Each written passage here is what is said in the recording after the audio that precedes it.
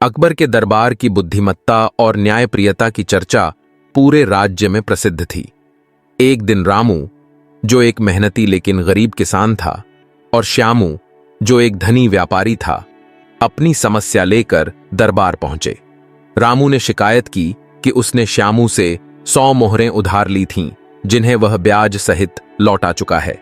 इसके बावजूद श्यामू ने और पैसे की मांग की। दूसरी ओर श्यामू ने आरोप लगाया कि रामू ने अभी पूरा पैसा नहीं चुकाया है। दरबार में उपस्थित लोग यह सुनकर असमंजस में पड़ गए। मामला पेचीदा था और सबकी नजरें अकबर की ओर थीं। अकबर ने दोनों पक्षों की बातें सुनी और समझा कि समस्या को सुलझाने के लिए सूझबूझ की आवश्यकता है। उन्होंने यह मामला बीरबल को सौंप दिया। बीरबल, जो अपनी चतुराई और समझदारी के लिए प्रसिद्ध था, ने दोनों से सवाल जवाब करना शुरू किया।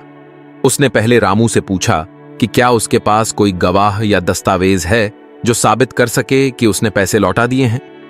रामू ने सिर झुका लिया और कहा कि वह अकेला था और उसके पास कोई सबूत नहीं है।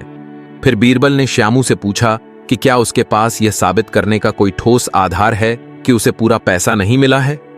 श्यामू भी निरुत्तर हो गया।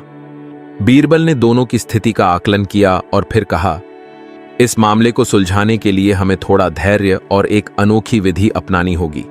उन्होंने रामू से कहा, कल तुम अपनी खेत की मिट्टी लेकर आओ, और श्यामू से कहा, अपनी दुकान की तिजोरी लेकर आओ।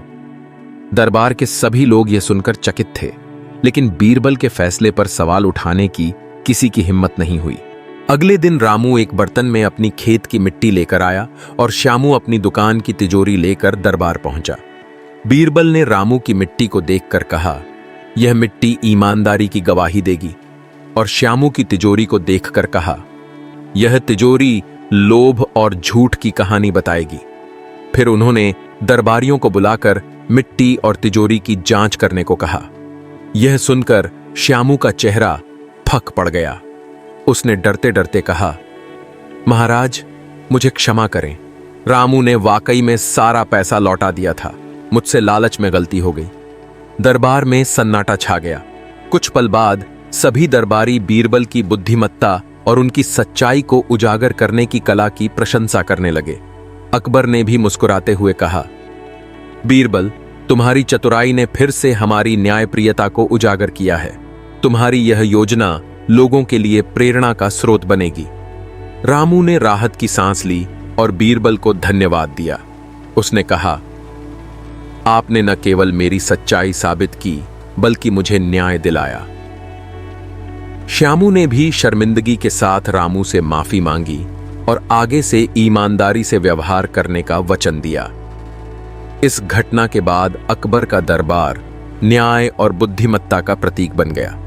बीरबल की चतुराई की यह कहानी पूरे राज्य में फैल गई और लोग इसे पीढ़ी दर पीढ़ी सुनाने लगे।